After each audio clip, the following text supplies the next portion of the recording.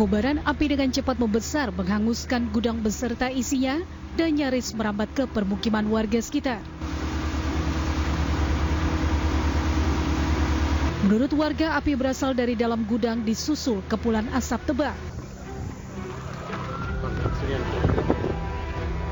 Diketahui gudang tersebut merupakan tempat penyimpanan bahan bakar minyak jenis solar. Banyaknya material yang mudah terbakar di dalam gudang, serta ramainya warga di lokasi kejadian, menyulitkan petugas menuju lokasi kebakaran. Untuk sementara, alhamdulillah ada beberapa yang sudah bisa kita tanggulangi, khususnya rumah yang di sebelah yang berdekatan dengan api, kita berupaya jangan sampai terbakar. Tidak diketahui pasti siapa pemilik gudang yang terbakar. Petugas memastikan tidak ada korban jiwa saat kebakaran lantaran gudang dalam kondisi kosong. Dari Bandar Lampung, Andreas Avandi, iNews melaporkan.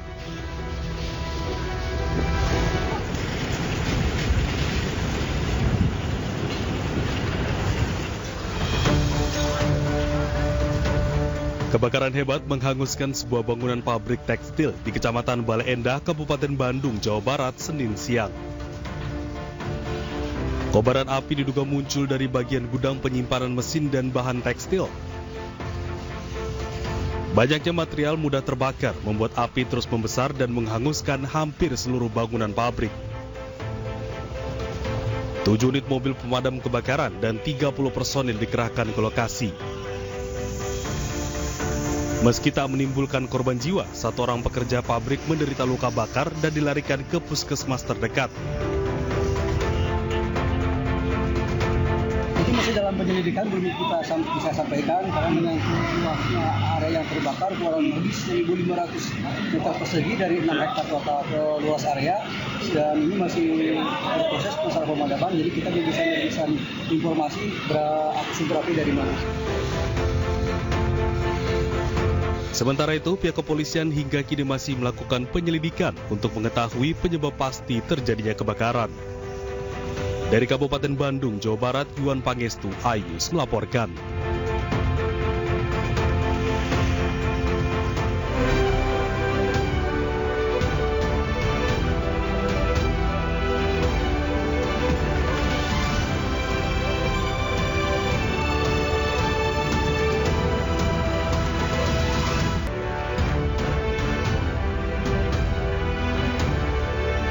Halo, selamat pagi pemirsa, News Pagi kembali hadir melengkapi informasi Anda pagi hari ini. Iya, selain 3 berita utama tadi, sejumlah informasi menarik lainnya juga telah kami siapkan khusus untuk Anda. Bersama saya, Bayu Pradana. Dan saya Galuh Pandu, inilah News Pagi selengkapnya.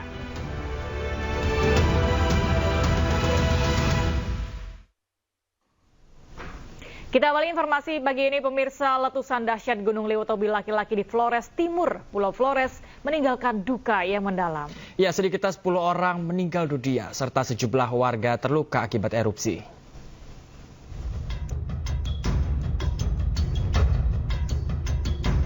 Letusan Gunung Lewotobi laki-laki di Flores Timur, Pulau Flores, NTT, Minggu malam merenggut korban jiwa. Petugas SAR berhasil mengevakuasi 10 jenazah. Ke-10 korban adalah warga desa Klatanlo, Kecamatan Wulanggitan. 6 orang diantaranya adalah satu keluarga besar yang tertimbun reruntuhan material dan rumah. Begitu pula 3 orang lainnya. Petugas gabungan kesulitan mengevakuasi para korban karena korban terjebak di dalam tanah. Sementara kerusakan rumah yang ludes terbakar dan jumlah korban luka yang sudah dibawa ke rumah sakit masih dalam identifikasi.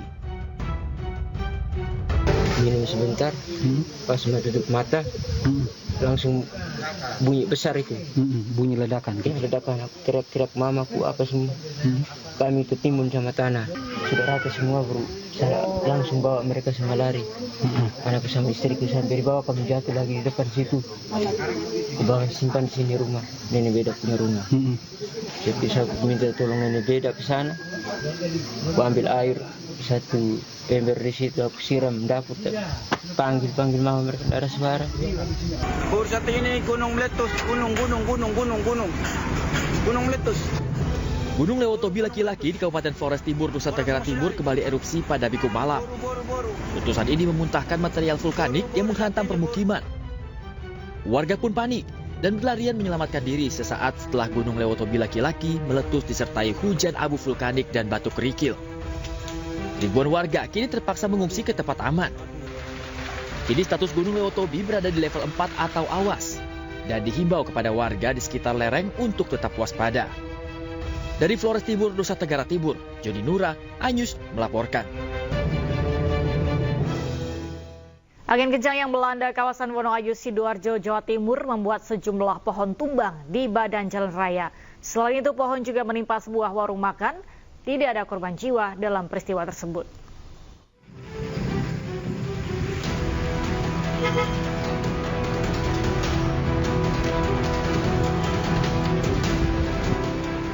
Angin kencang yang terjadi di kawasan Wonoayu, Sidoarjo, Jawa Timur membuat sejumlah pohon berukuran besar tumbang.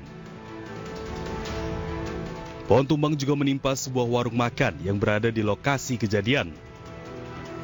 Tidak ada korban jiwa dalam kejadian tersebut. Di saat pohon tumbang juga tidak ada pengendara yang melintas di badan jalan raya Pilang Wonoayu. Akibat tumbangnya pohon dampak angin kencang membuat arus lalu lintas jalur Sidoarjo menuju Krian dan sebaliknya mengalami kelumpuhan hingga 1,5 jam.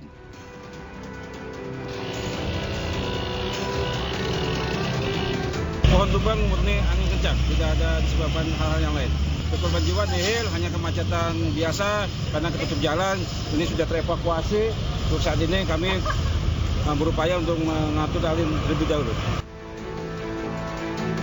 Sementara itu, selain memacetkan arus lalu lintas jalur Sidoarjo Krian, akibat pohon tumbang itu juga mengakibatkan rusaknya jaringan kabel telepon dan sebuah lampu TL yang berada tepat di depan SPBU hilang akibat tertimpa pohon.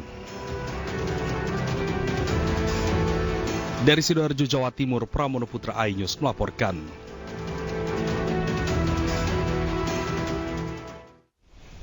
Beralih ke informasi lain, pemirsa, Majelis Hakim memvonis 20 tahun penjara Yuda Arfandi terdakwa kasus pembunuhan Dante, putra artis Thamara Tiasmara di Pengadilan Negeri Jakarta Timur. Yuda Arfandi terbukti melakukan pembunuhan berencana dengan menenggelamkan korban di kolam renang.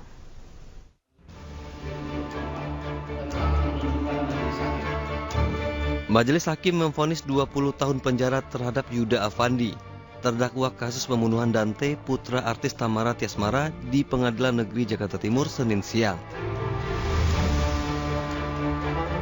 Putusan ini lebih ringan daripada tuntutan jaksa yang menuntut terdakwa dihukum mati.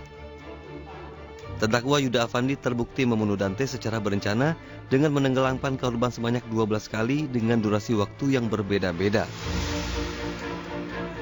Menyatakan terdakwa Yuda Arfandi secara sah dan meyakinkan bersalah melakukan tindak pidana pembunuhan berencana sebagaimana dakwaan pertama primer penuntut umum.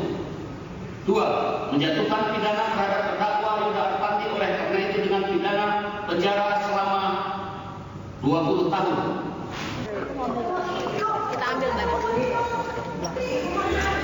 Sempat terjadi protes pihak keluarga Dante dan rekan Thamara Tiasmara usai vonis 20 tahun diputuskan.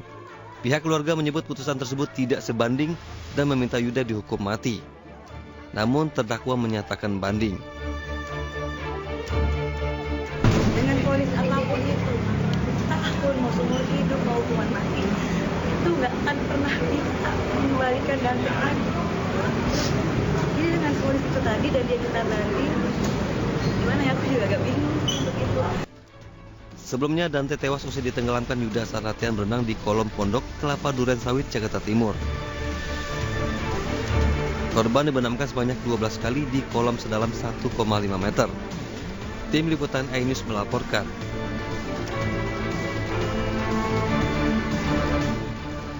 Lima anggota komplotan perampok spesialis minimarket terekam CCTV saat beraksi di Sukabumi, Jawa Barat. Setiap beraksi, komplotan ini kerap membobol atap dan plafon lalu menguras barang dalam minimarket.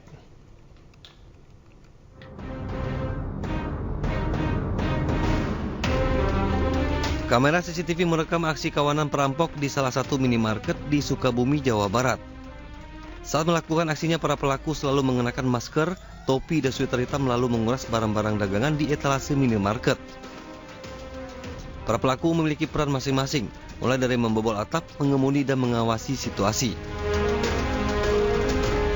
Dari rekaman CCTV, polisi menangkap MRS, SP, DR, IZ, dan HH dari sejumlah lokasi berbeda di kota dan Kabupaten Sukabumi.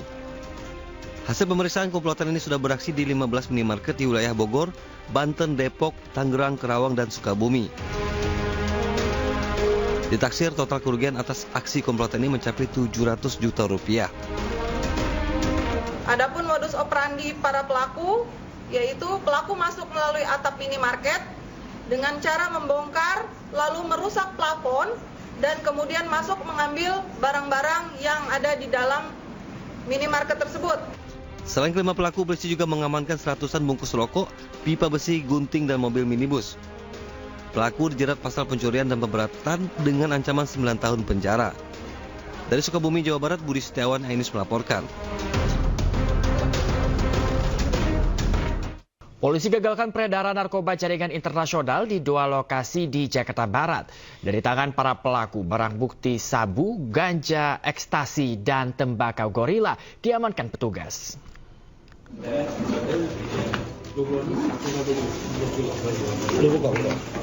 Ini sisanya, dari 30 kemarin, 30 kilo. Petugas dari Satuan Reserse Narkoba Polres Jakarta Barat menggagalkan peredaran narkoba jaringan internasional di sebuah hotel kawasan Kembangan dan Cengkareng, Jakarta Barat. Petugas menemukan barang bukti narkoba jenis sabu 1,8 kg, ganja 13 kg, ekstasi dan tembakau gorila, namun tidak berhasil menangkap pelaku. Ini ada 5-6 lebih Pak. Sebelumnya seperti ini? Enggak, sebelumnya kayak gini. Penggerebekan narkoba ini untuk mensukseskan 100 hari kerja Presiden dalam pemberantasan narkoba. Adapun tim saat ini sedang melaksanakan pengembangan dan penyelidikan lebih lanjut dan kami mohon doa restunya semoga kami bisa dapat mengungkap jaringan narkoba internasional dan ini adalah wujud bentuk dari mensukseskan program pemerintah, program Bapak Presiden. Kasus ini masih dalam pengembangan untuk menangkap bandar narkoba jaringan internasional yang yakni masih dalam perburuan. Dari Jakarta, Miftahul Gani, Ainus melaporkan.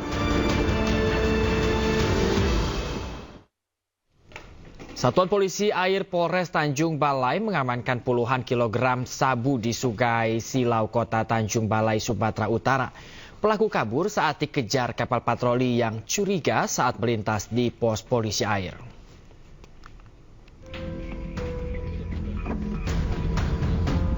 Polisi Air Polres Tanjung Balai mengamankan sebuah perahu nelayan di alur Sungai Silau, Kota Tanjung Balai, Sumatera Utara. Pemilik perahu kabur usai dikejar kapal patroli petugas yang curiga saat melintas pos polisi air. Setelah dilakukan pemeriksaan, petugas menemukan 2 buah karung goni yang disembunyikan di tumpukan jaring. Dari karung tersebut, polisi mengamankan 30 bungkus kemasan teh yang diduga sabu dengan taksiran berat 30 kg. Apa benar kita mengamankan sabu-sabu, Komandan? Sementara begitu. Berapa kilo, Komandan? Masih dalam penyelidikan. Masih kontrol, masih dalam penyelidikan. Berapa orang tersangka yang diamankan, Komandan? Sementara masih dalam penyelidikan dan pengejaran kita oleh personil. Kasus temuan barang narkoba selanjutnya dilakukan penyelidikan untuk mengungkap pemilik barang haram tersebut dan mengamankan barang bukti ke Mapores Tanjung Balai. Dari Tanjung Balai, Sumatera Utara, Ulil Amri, Ainus melaporkan.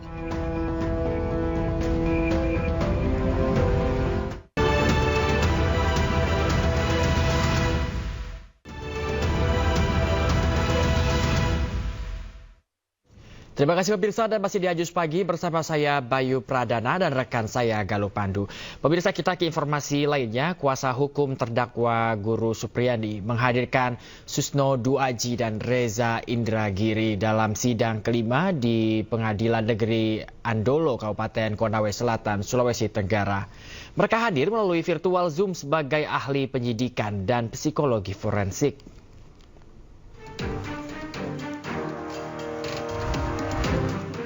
Dalam sidang kelima di Pengadilan Negeri Andolo, Kabupaten Konawe Selatan, Sulawesi Tenggara, kuasa hukum Supriyadi menghadirkan Susno Duaji melalui virtual Zoom sebagai ahli penyidikan.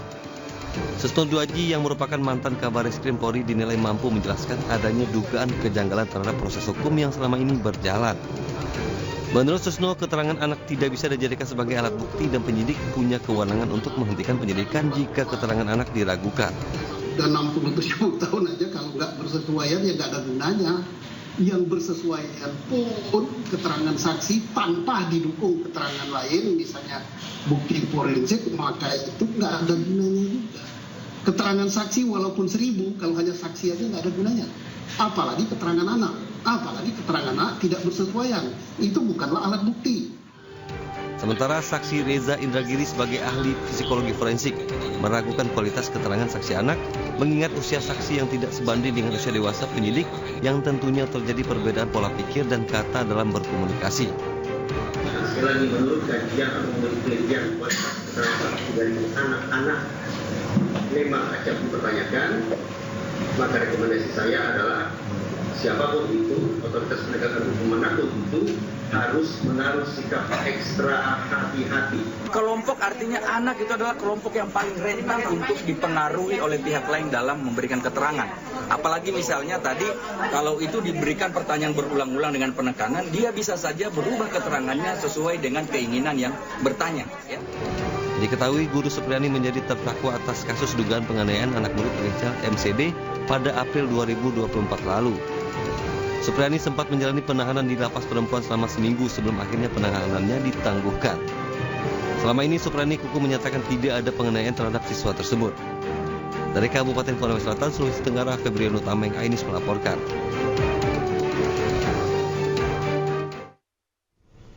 Kejaksaan Agung menetapkan Ibu Ronald Tanur, Meriska Wijaya sebagai tersangka suap. Meriska menjawab hakim yang membebaskan Ronald Tanur dalam kasus pembunuhan. Ibu, mungkin ada yang disampaikan, Bu? Penetapan tersangka terhadap Ibu Ronald Tanur Meriska Wijaya dilakukan setelah penyidik memeriksa Meriska di Kejaksaan Tinggi Jawa Timur. Oke, Pak.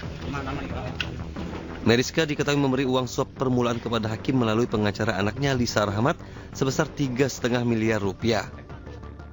Selain itu, Meriska bisa bebas memilih majelis hakim yang menangani perkara pembunuhan anaknya. Pemilihan majelis hakim dilakukan dengan bantuan mantan pegawai Mahkamah Agung Zarof Richard. Klien kami kooperatif dan menaati segala proses hukum. Kita menghormati proses hukum yang berjalan, ya. Langkah hukum selanjutnya seperti apa, Pak? Ya, ini kan baru penetapan tersangka, jadi kita percayakan dulu pada penyidik lah. Sebelumnya, penyidik telah menetapkan 3 hakim pengadilan negeri Surabaya sebagai tersangka penerima suap. Selain ketiga hakim, pengacara Ronald Tanur, Lisa Rahmat juga dijadikan sebagai tersangka pemberi suap. Kejaksaan Agung menyebut Ibu Ronald Tanur dibantu maklar kasus Zarof Richard untuk bisa bebas memilih majelis hakim yang menangani perkara Ronald Tanur. Ibu Ronald Tanur lalu menyerahkan uang 3,5 miliar rupiah kepada hakim secara bertahap. Tersangka MB telah menyerahkan sejumlah uang kepada LR selaku penasihat hukum Ronald Tanur sejumlah 1,5 miliar. Selain itu, LR juga menalangi sebagian biaya pengurusan perkara tersebut sampai putusan Pengadilan Negeri Surabaya sejumlah 2 miliar, sehingga totalnya 3,5 miliar rupiah. Sebelumnya, Kejaksaan menetapkan maklar kasus Zarof Richard sebagai tersangka yang berperan sebagai perantara suap. Tim Liputan Ainis melaporkan. Kita beralih ke informasi lainnya, pemirsa. Tersangka dugaan maklar kasus Zarof Richard hari ini diperiksa Badan Pengawas Mahkamah Agung, di mana Zarof ini sebelumnya jadi perantara dalam kasus suap vonis bebas Ronald Tanur.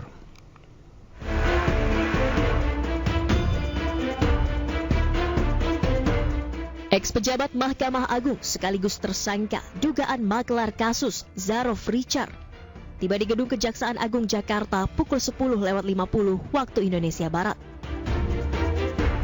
Zarof menjalani pemeriksaan oleh Badan Pengawas Mahkamah Agung atau Bawas MA dalam perkara dugaan pemufakatan jahat kasus suap, vonis bebas terdakwa Gregorius Ronald Tanur di Pengadilan Negeri Surabaya.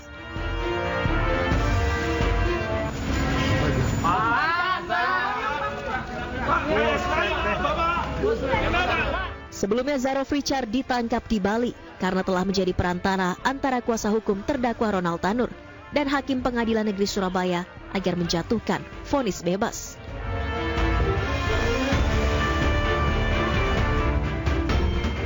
Kejaksaan Agung menyita uang tunai dari rumah Zarov Richard senilai lebih dari 920 miliar rupiah dalam pecahan mata uang asing. Selain itu, Kejaksaan Agung juga menyita emas logam mulia seberat 51 kg.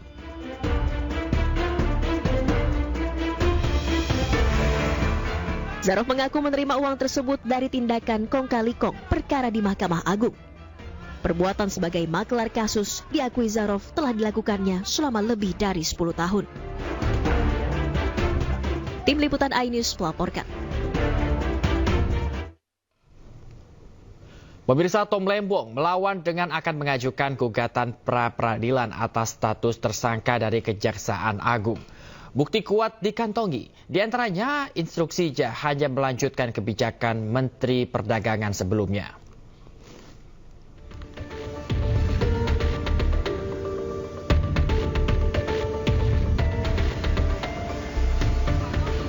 Usai ditetapkan tersangka kasus dugaan korupsi impor gula, Tom Lembong terus diperiksa Kejaksaan Agung. Namun Tom Lembong tidak menyerah mencari keadilan. Tom Lembong akan mengajukan gugatan pra-peradilan atas penetapan status tersangka.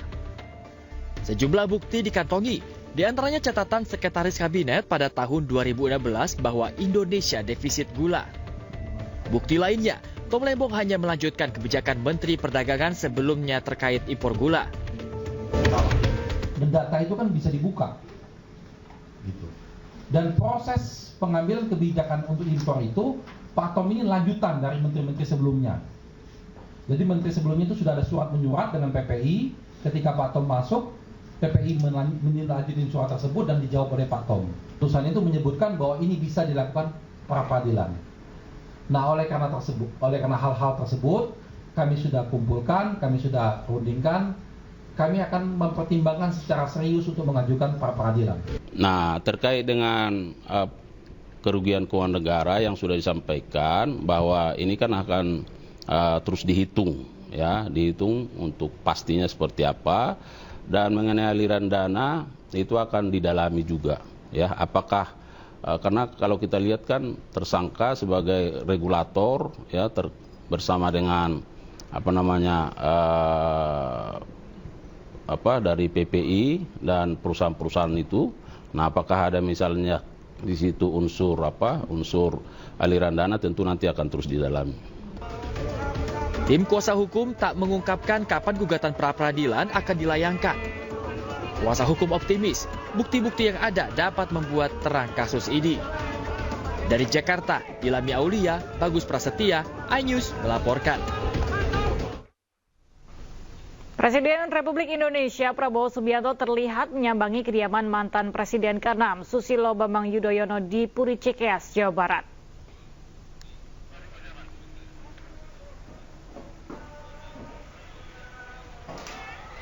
Iring-iringan mobil Presiden Prabowo Subianto terlihat saat hendak memasuki area kediaman Presiden ke-6 Susilo Bambang Yudhoyono di Puri Cikeas, Kecamatan Gunung Putri, Kabupaten Bogor, Jawa Barat pada Senin malam.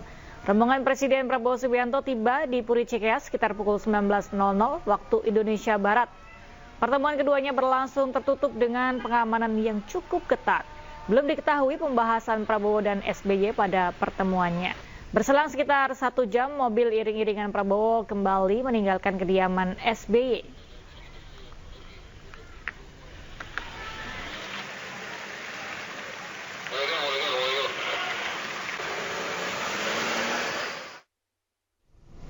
Presiden Prabowo Subianto menerima surat kepercayaan Duta Besar Luar Biasa dan Berkuasa Penuh di Istana Merdeka. Ada 7 duta besar dari negara sahabat yang memberikan surat kepercayaan.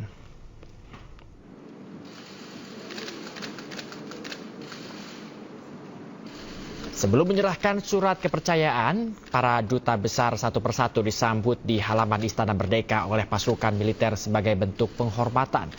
Penyerahan surat kepercayaan tersebut menandai dimulainya petugasan resmi para duta besar di Indonesia. Ada 7 duta besar negara sahabat yang menyerahkan surat kepercayaan kepada Presiden Prabowo Subianto, yakni Belanda, Timor Leste, Zimbabwe, Uzbekistan, Republik Rakyat Tiongkok, Aljazair, dan Mongolia.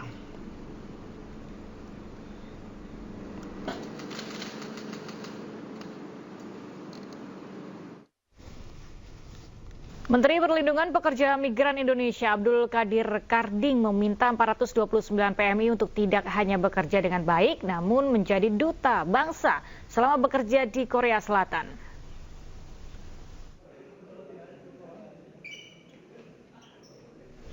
Kepada pekerja migran Indonesia PMI yang berangkat ke Korsel Senin malam, Abdul Qadir Karding juga berpesan untuk mematuhi peraturan yang berlaku di negara tujuan. Menteri P2MI juga berpesan kepada para pekerja untuk menjaga citra Indonesia di luar negeri. Sebagai upaya perlindungan diri saat bekerja di luar negeri, PMI juga diminta untuk memahami alur pelaporan kepada petugas yang berwenang.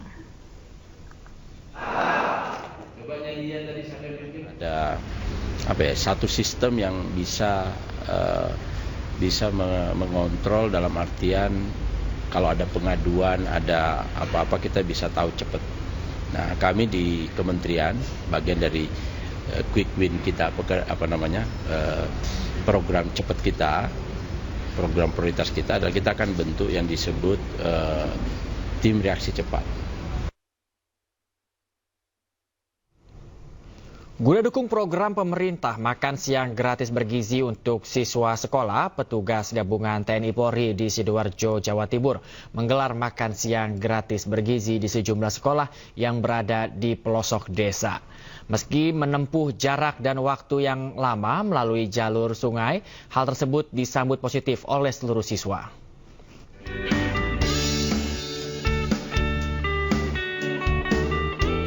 Mendukung program pemerintah, petugas gabungan TNI dan Polri di Sidoarjo membagikan makanan siang gratis bergizi ke sejumlah siswa yang berada di wilayah pelosok pinggiran kota Sidoarjo.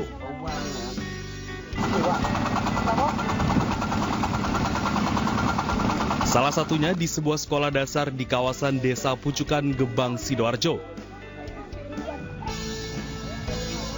Mereka tidak bisa dijangkau dengan jalan darat, petugas terpaksa membawa logistik makanan bergizi dengan menggunakan perahu dengan menyusuri sungai menuju SDN Gebang 2 yang berjarak sekitar 20 km dari pusat kota Sidoarjo. Hal tersebut disambut antusias dari seluruh siswa serta para guru. Mereka senang dengan kedatangan petugas yang akan membagikan makan siang gratis bergizi. Untuk menu yang diberikan terdiri dari 4 menu sehat, 5 sempurna, dan siswa juga diberikan sejumlah snack makanan ringan. Enak. Nah, enak nggak? Enak. Sayur, ikan, sama susu. Ada buahnya juga? Ada. Ini perkenalan program pemerintah yang nantinya mungkin kami akan ajukan sekolah ini untuk mendapatkan program berkelanjutan. Menunya tadi kita siapkan 4 sehat 5 sempurna, itu ada ayam, ada telur, ada susu, ada buah-buahan, ada sayur, snack itu untuk tambahan buat dibawa pulang. Yang utama itu 4 sehat 5 sempurna itu. Program ini rencananya akan terus berkelanjutan di setiap sekolah meski lokasinya sulit dijangkau atau di pelosok desa. Dari Sidoarjo, Jawa Timur, Pramono Putra, iNews melaporkan. Pemirsa, salah satu produsen mie instan tanah air mengeluarkan produk terbaru dengan cita rasa kuliner Korea. Ya, 3 varian terbaru ini hadir untuk memanjakan lidah para pecinta K-pop.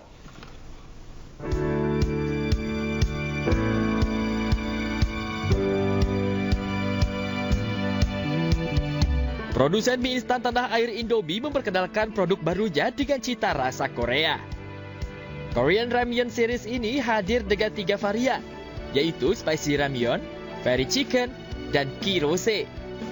Indomie Korean Ramyeon Series ini hadir di tengah popularitas budaya Korea secara global, sekaligus menjawab keinginan Indomie lovers akan cita rasa Korea. Spicy Ramyeon, mie instan kuah dengan sensasi sup khas Korea yang pedas. Sementara Fiery Chicken memiliki rasa khas ayam goreng Korea dengan perpaduan rasa pedas manis dan gurih. Dan Kinose, paduan rasa creamy pedas. Kita baru launching namanya Indomie Korean Ramyeon Series ya, itu terinspirasi dari K-Wave ya. Kita tahu K-Wave itu mendapatkan respon yang sangat positif sekali. Jadi kalau teman-teman lihat di sini, kita tadi mengeluarkan brand ambassador kita untuk pertama kali.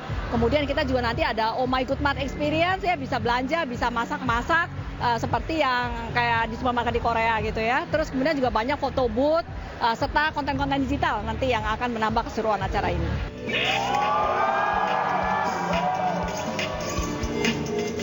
Dalam peluncuran produknya, Indomie juga menggandeng grup musik ternama asal Korea Selatan, yaitu New Jeans, sebagai brand ambasadornya.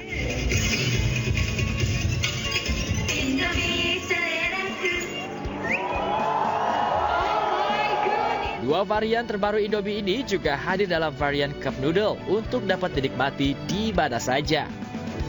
Dari Jakarta, Hadisti Arifah, Laksana, iNews melaporkan. Pemirsa MNC Peduli kembali menggelar program operasi bibir sumbing bekerja sama dengan Rumah Sakit TMC Tasikmalaya, Jawa Barat. Ya, program ini terselenggara berkat kerjasama dengan Rumah Sakit TMC Tasikmalaya serta dukungan dari MNC Peduli.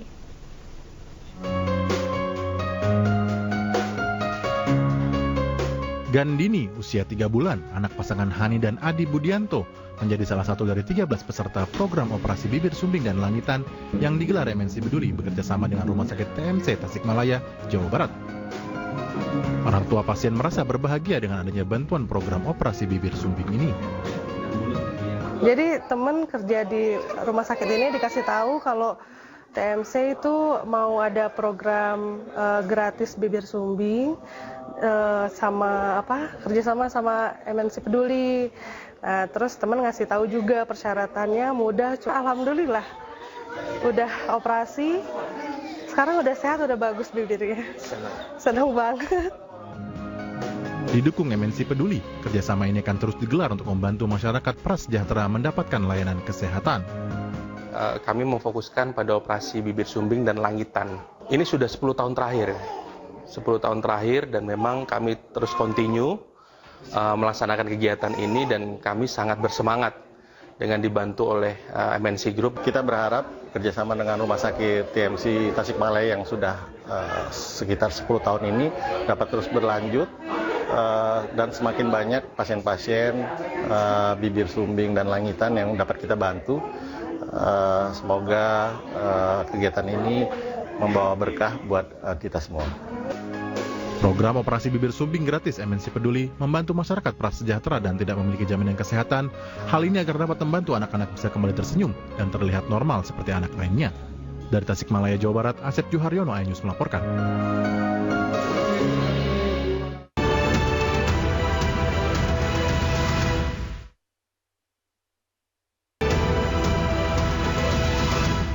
DPR RI resmi menyetujui proses naturalisasi 3 pemain keturunan Indonesia. Ketiganya adalah Kevin Dix yang diproyeksikan untuk timnas senior serta Estela Lupati dan Noah Leatomu yang akan memperkuat skuad timnas wanita. Dengan Menpora RI pada sore hari ini. Selamat siang. DPR RI resmi menyetujui proses naturalisasi 3 pemain keturunan Indonesia, yaitu Kevin Dix, Estela Lupati, dan Noah Leatomu. Persetujuan naturalisasi dipastikan setelah DPR menggelar rapat kerja dengan Menteri Pemuda dan Olahraga Dito Aryo Tejo serta PSSI yang diwakili oleh Sekjen PSSI Yunus Nusi pada Senin sore. Menpora mengucapkan terima kasih kepada DPR RI yang mendukung dan menyetujui permohonan proses naturalisasi ketiganya. Kami pemerintah mengucapkan terima kasih atas respon cepatnya dan juga seluruh dukungan terkait dengan pemberian kewarganegaraan untuk 3 atlet yang kami ajukan. Semoga ini menjadikan kekuatan baru khususnya untuk timnas sepak bola dan memastikan bisa mencapai target yang diinginkan oleh masyarakat Indonesia. Sementara itu, Sekjen PSSI Yunus Nusi berharap proses naturalisasi bisa segera selesai karena ada agenda penting Timnas Indonesia.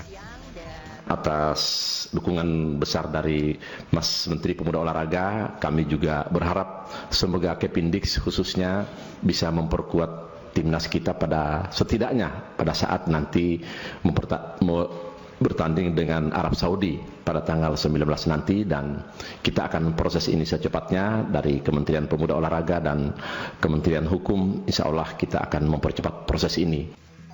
Kevin-Dix diproyeksi akan menambah kekuatan di Timnas Indonesia. Sementara Noah dan Estelle bakal menjadi amunisi baru bagi Timnas wanita.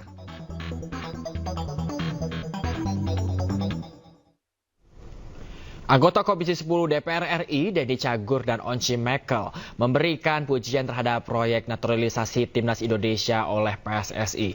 Denny menyebut sejumlah pemain meningkatkan performa Timnas, sedangkan Once bangga pemain yang dinaturalisasi bisa berkontribusi untuk Timnas Indonesia. Tadi pimpinan punya pantun, saya juga ada pantun. Pagi-pagi makan kecapi, belinya di kota Jakarta. Piala Dunia dulu cuman mimpi, insya Allah sebentar lagi jadi nyata.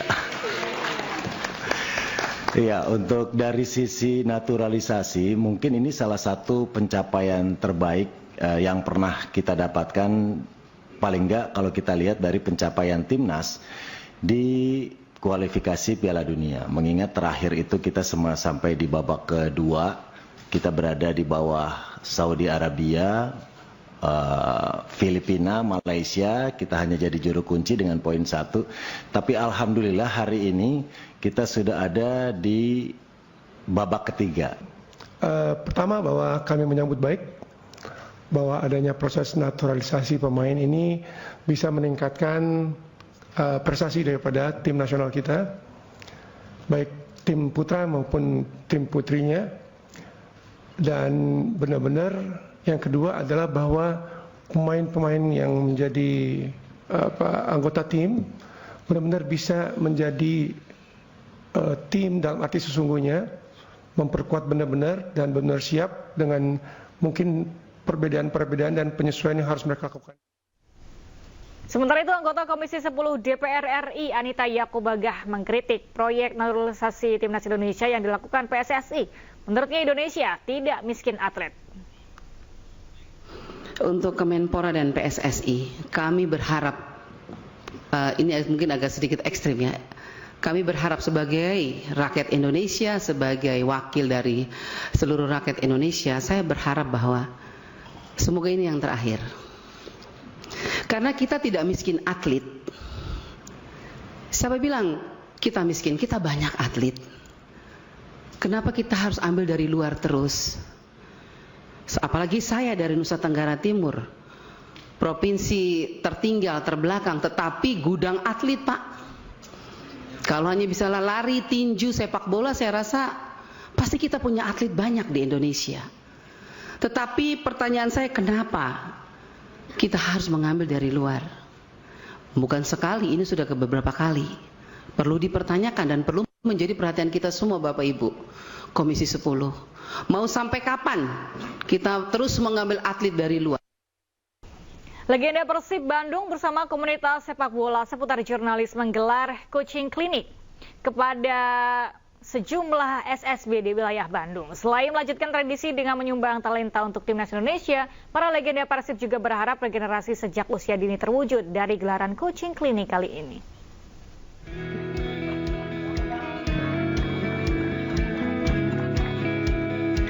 Kepedulian akan talenta usia dini ditunjukkan para legenda Persib Bandung dengan menggelar coaching klinik bersama komunitas sepak bola seputar jurnalis atau si Jontor FC. Puluhan anak dari beberapa sekolah sepak bola di Bandung ikut serta dalam acara yang digelar di lapangan Batu Nunggal, Bandung, Jawa Barat. Salah satu legenda Persib mengaku senang bisa turut serta berbagi ilmu dengan para siswa dan bersilaturahmi dengan para insan media. Sangat berkesan ya, fun football pagi-pagi di hari yang cerah. Saya pikir kita semua saling sehat dan sepak bolanya enjoy sekali. Terima kasih kepada Jontor FC yang sudah datang jauh-jauh ke Bandung untuk menghibur masyarakat yang ada di Bandung. Selain coaching klinik, para legenda Persib ini juga menggelar pertandingan persahabatan melawan para jurnalis dari berbagai media. Masyarakat juga tampak antusias menonton pertandingan yang berjalan cukup seru dan menghibur. Dari Bandung, Jawa Barat, Muji Prayitno, iNews melaporkan. Ya pemirsa, dalam rangkaian perayaan hari ulang tahun ke-35, MNC Group mengadakan turnamen olahraga bagi para karyawannya. Salah satunya futsal. Ya, sebanyak 25 klub dari unit bisnis MNC Group mengikuti ajang ini untuk merebut posisi terbaik dalam turnamen futsal MNC Sport Competition.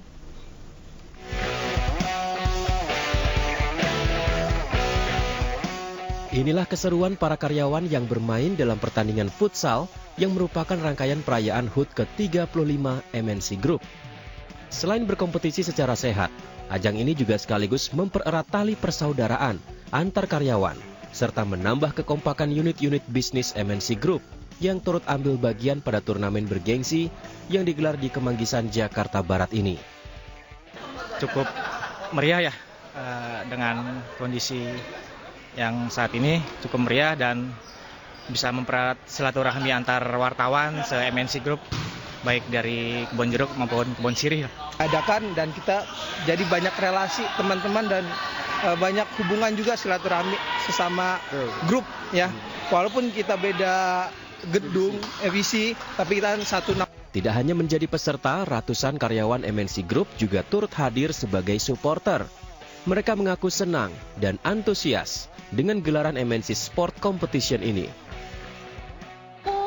Kreatif ya, cukup kreatif. Jadi mungkin antar unit ya, antar unit jadi bisa saling mengenal mungkin satu sama lain, terus juga jadi lebih ya lebih akrab aja mungkin ya gitu. Ini kegiatan yang positif ya buat kita, jadi kita juga bisa mengenal dengan unit bisnis lain. Selama ini kan kita bekerjanya hanya bareng sama satu bisnis unit aja, tapi dengan adanya acara seperti ini kita jadi bisa lebih Turnamen kali ini menggunakan sistem gugur yang dilaksanakan selama 2 hari, mulai dari penyisihan hingga final. Hari pertama merupakan penyisihan hingga babak perempat final, sementara di hari kedua untuk babak semifinal hingga final. Dari Jakarta, Hadisti Arifa, Zulkarnain, iNews melaporkan. Untuk kesekian kalinya, ajang balap motor trail dari berbagai kelas menjadi tontonan menarik dan disambut antusias ribuan warga Makassar. Ya, para pembalap memperebutkan gelar juara nasional kelas motocross maupun grass track.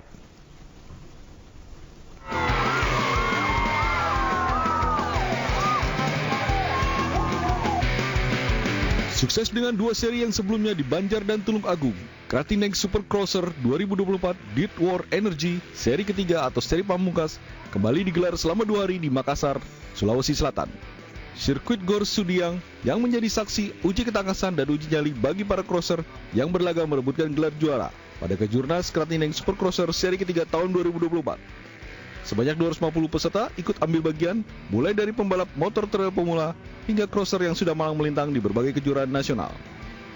Aksi para pembalap motor trail profesional yang bersaing ketat untuk memperebutkan total hadiah ratusan juta rupiah serta wildcard untuk dapat mengikuti kejuaraan MXGP tahun 2025 mendatang yang merupakan kejuaraan level tertinggi dari balap motor cross.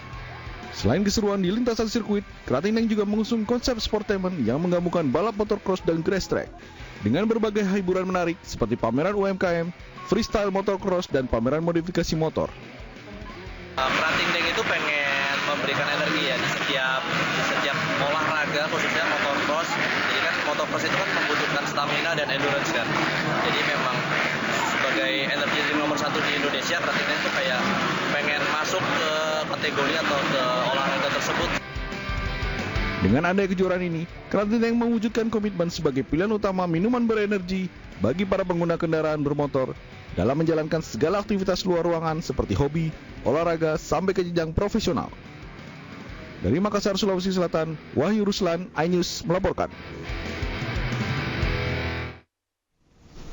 Ribuan pelari dari berbagai daerah di Indonesia mengikuti lomba lari di Kota Bandung, Jawa Barat. Ya, menariknya berbagai door prize juga dibagikan dan disiapkan bagi para peserta lari.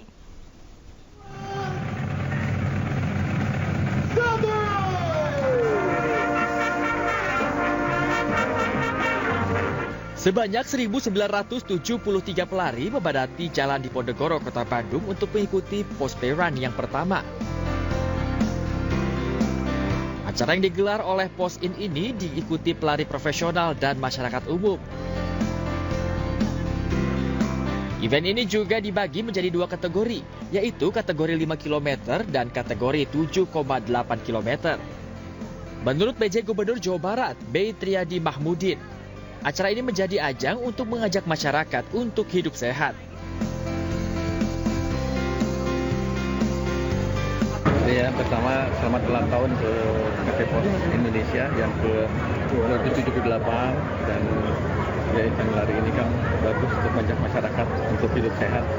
Dan juga yang menarik tadi saya tanyakan ke Pak Dirut, ini rutenya berbeda, startnya berbeda. Belum sampaikan kita nggak mau ganggu jalan, jadi tetap jalan depan Busati tetap terbuka. Sementara Direktur Utama Pos Indonesia menyatakan acara Pospe Run 2024 ini adalah rangkaian acara ulang tahun Pos yang ke-278 tahun. Dalam acara ini juga PT Pos Indonesia mengenalkan berbagai produknya kepada peserta.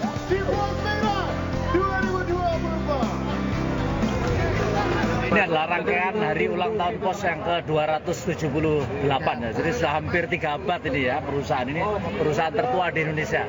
Jatuhnya sebetulnya 26 Agustus yang lalu, tapi ini karena rangkaian, jadi ini adalah rangkaian terakhir anniversary Pos Indonesia. Jadi sekaligus kita memperkenalkan produk kita Pospe yang isinya yaitu courier service ya, antar jemput dan juga payment service. Rencananya acara Pospe Run ini akan terus digelar setiap tahun di berbagai daerah di Indonesia. Dari Bandung, Jawa Barat, Ervan David, iNews melaporkan.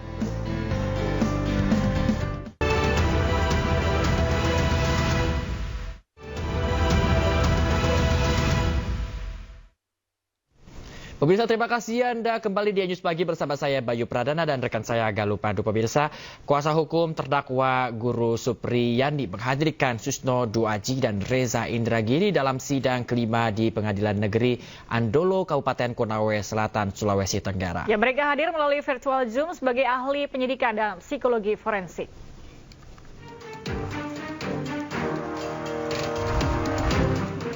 Dalam sidang kelima di Pengadilan Negeri Andolo, Kabupaten Konawe Selatan, Sulawesi Tenggara, kuasa hukum Supriyandi menghadirkan Susno Duaji melalui virtual Zoom sebagai ahli penyidikan.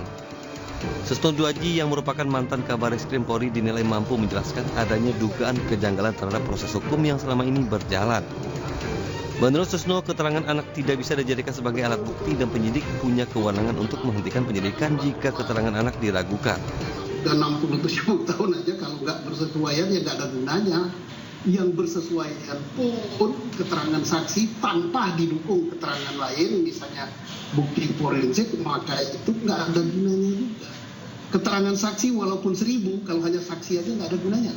Apalagi keterangan anak, apalagi keterangan anak tidak bersesuaian, itu bukanlah alat bukti. Sementara saksi Reza Indragiri sebagai ahli psikologi forensik meragukan kualitas keterangan saksi anak mengingat usia saksi yang tidak sebanding dengan usia dewasa penyidik yang tentunya terjadi perbedaan pola pikir dan kata dalam berkomunikasi. Sekali menurut kajian atau menurut penelitian kualitas keterangan saksi dari anak-anak memang acap dipertanyakan, maka rekomendasi saya adalah siapapun itu, otoritas penegakan hukum manapun itu harus menaruh sikap ekstra hati-hati. Kelompok artinya anak itu adalah kelompok yang paling rentan untuk dipengaruhi oleh pihak lain dalam memberikan keterangan. Apalagi misalnya tadi kalau itu diberikan pertanyaan berulang-ulang dengan penekanan, dia bisa saja berubah keterangannya sesuai dengan keinginan yang bertanya. Ya. Diketahui Guru Supriyandi menjadi terdakwa atas kasus dugaan penganiayaan anak murid berinisial MCD pada April 2024 lalu. Supriyandi sempat menjalani penahanan di lapas perempuan selama seminggu sebelum akhirnya penahanannya ditangguhkan. Selama ini Supriyandi kukuh menyatakan tidak ada penganiayaan terhadap siswa tersebut. Dari Kabupaten Konawe Selatan, Sulawesi Tenggara, Febriano Tameng, iNews melaporkan. Kejaksaan Agung menetapkan Ibu Renal Tanur, Meriska Wijaya sebagai tersangka suap. Meriska menyuap hakim yang membebaskan Renal Tanur dalam kasus pembunuhan.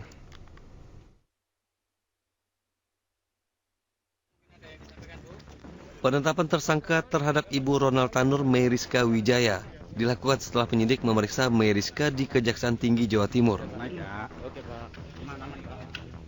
Meriska diketahui memberi uang suap permulaan kepada hakim melalui pengacara anaknya Lisa Rahmat sebesar 3,5 miliar rupiah. Selain itu, Meriska bisa bebas memilih majelis hakim yang menangani perkara pembunuhan anaknya. Pemilihan majelis hakim dilakukan dengan bantuan mantan pegawai Mahkamah Agung Zarof Richard. Klien kami kooperatif dan menaati segala proses hukum. Kita menghormati proses hukum yang berjalannya. Langkah hukum selanjutnya seperti apa, Pak? Ya, ini kan baru penetapan tersangka, jadi kita percayakan dulu pada penyidik lah. Sebelumnya, penyidik telah menetapkan 3 hakim pengadilan negeri Surabaya sebagai tersangka penerima suap. Selain ketiga hakim, pengacara Ronald Tanur, Lisa Rahmat juga dijadikan sebagai tersangka pemberi suap. Kejaksaan Agung menyebut Ibu Ronald Tanur dibantu maklar kasus Zarof Richard untuk bisa bebas memilih majelis hakim yang menangani perkara Ronald Tanur.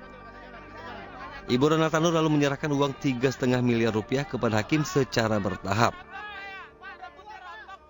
Tersangka MB telah menyerahkan sejumlah uang kepada LR selaku penasihat hukum Ronald Tanur sejumlah 1,5 miliar. Selain itu, LR juga menalangi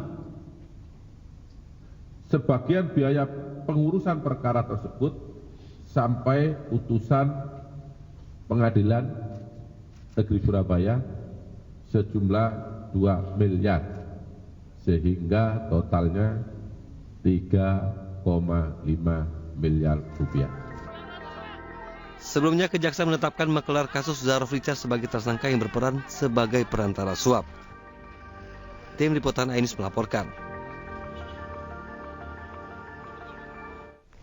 Tom Lembong melawan dengan akan mengajukan gugatan pra-peradilan atas status tersangka dari Kejaksaan Agung. Bukti kuat dikantongi, diantaranya instruksinya hanya melanjutkan kebijakan Menteri Perdagangan sebelumnya.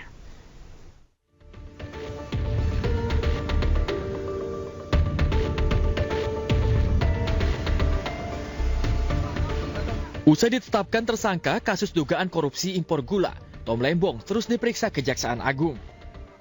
Namun Tom Lembong tidak menyerah mencari keadilan. Tom Lembong akan mengajukan gugatan pra-peradilan atas penetapan status tersangka. Sejumlah bukti dikantongi, di antaranya catatan Sekretaris Kabinet pada tahun 2016 bahwa Indonesia defisit gula.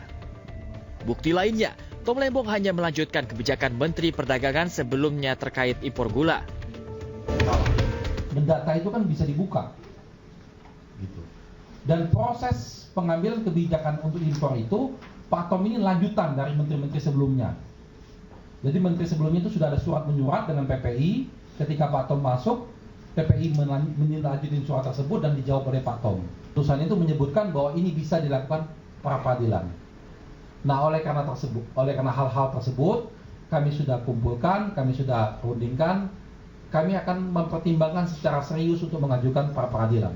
Nah, terkait dengan kerugian keuangan negara yang sudah disampaikan bahwa ini kan akan terus dihitung, ya, dihitung untuk pastinya seperti apa, dan mengenai aliran dana itu akan didalami juga, ya, apakah karena kalau kita lihat kan tersangka sebagai regulator, ya, bersama dengan dari PPI dan perusahaan-perusahaan itu.